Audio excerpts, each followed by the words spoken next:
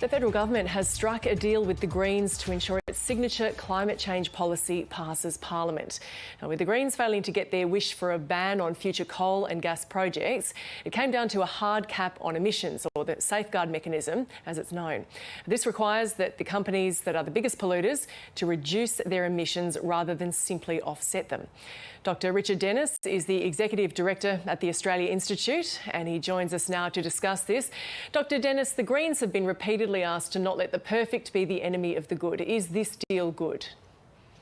Oh, look, this deal means that there will actually now be some limits on the expansion of the coal and gas industry in Australia. To be clear, the original proposal under the safeguard legislation, the so-called safeguard legislation, was that it wasn't going to make anyone safe from the coal or gas industry at all. So what the Greens have negotiated are some limits, these hard caps on emissions. I think that's quite a significant improvement. But to be clear, the science says we need to stop building all new coal and gas projects. So an improvement on what was proposed, but not nearly as much as what the science says we need.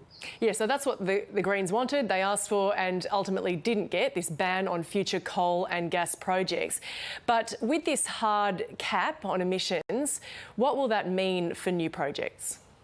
Look, what it means is that no matter how many offsets are created, no matter what the integrity of the offsets, no matter how dodgy or good they are, that there'll actually need to be reductions in the amount of carbon dioxide going into the atmosphere from our large polluters. Now, most people will probably be surprised to learn that that wasn't the case all along, but it wasn't.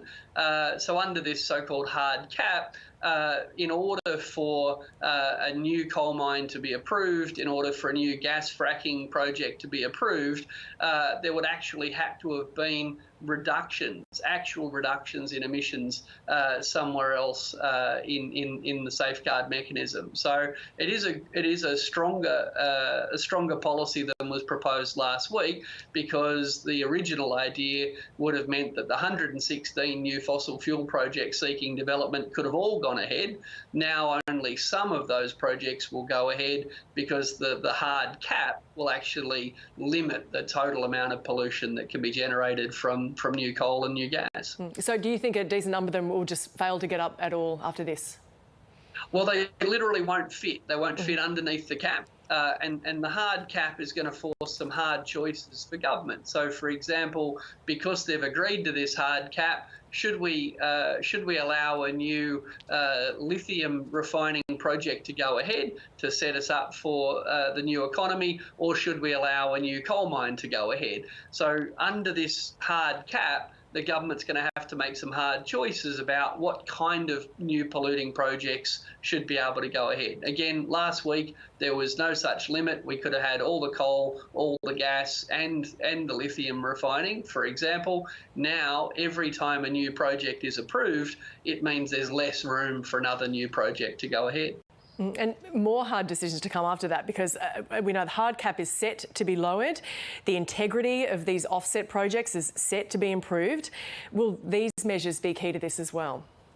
Oh, look, hopefully. I mean, it's a bit embarrassing for the government. There was this sort of Chubb review into offset integrity only a couple of months ago, and already we're kind of realising that there's still fundamental problems with the integrity of these so-called carbon offsets, and, you know, allegations of trees being trees growing on top of trees, trees growing in the middle of the desert where there's never been a tree before. Unfortunately for the government, just 2 months after giving itself a clean bill of health, these amendments will create a new audit to look in far more detail at these projects. The Chubb review did a desktop audit, didn't actually go and measure what was happening on the ground at particular projects.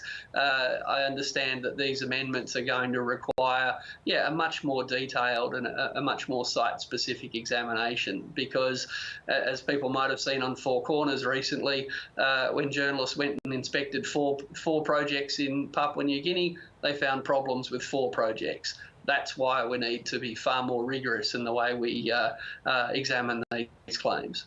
And Dr. Dennis, this policy is the centrepiece of Labor's pledge to reduce carbon emissions by 43% by 2030. Now, that's not far off.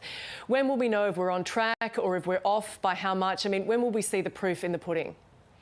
Look, we do get annual data on these things, but to be clear, Australia has a lot of work in front of us. The safeguard mechanism, yes, it was the political centrepiece for the government at the last election, but the reality is the safeguard mechanism doesn't apply to 75% of the economy. We still need fuel efficiency standards for vehicles. We still need to use far less energy in our homes and our commercial buildings. We still need to drive enormous investment in renewable energy and batteries. And the safeguard mechanism is not even designed to solve those problems. The safeguard mechanism only really applies to these enormous new coal mines and gas projects that the government's been keen to approve. So, yeah, if Australia wants to get to 43%, we need to do a lot. And again, according to the science, Australia's 43% target doesn't actually even take us as far as we need to go. Dr. Richard Dennis, the Executive Director at the Australia Institute, thank you for joining us.